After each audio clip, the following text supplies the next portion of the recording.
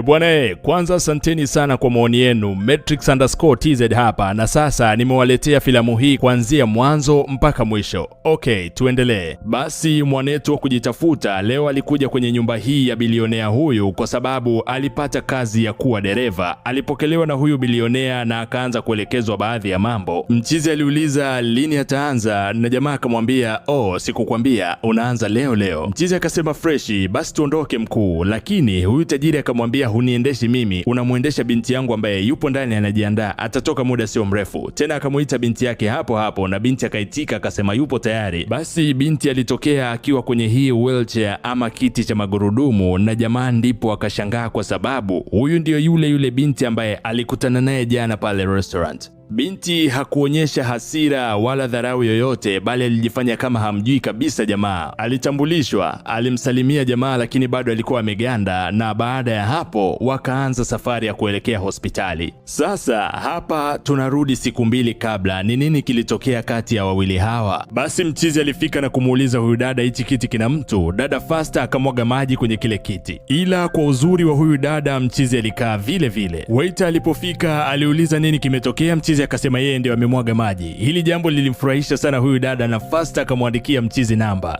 Bwana, mchizi aliona amedondokea pisi moja ya hatari sana, lakini ghafla furaha iliisha aliposanuka kumbe bidada bwana ni kilema. Basi dada alimwambia mchizi, naomba tupate kahawa kesho, lakini dada alivyoondoka tu jamaa kaitupa ile namba. Cha ajabu ni kwamba wala bidada hakuonyesha hasira wala kumdharau jamaa, bali majibu yake yalikuwa haya hapa.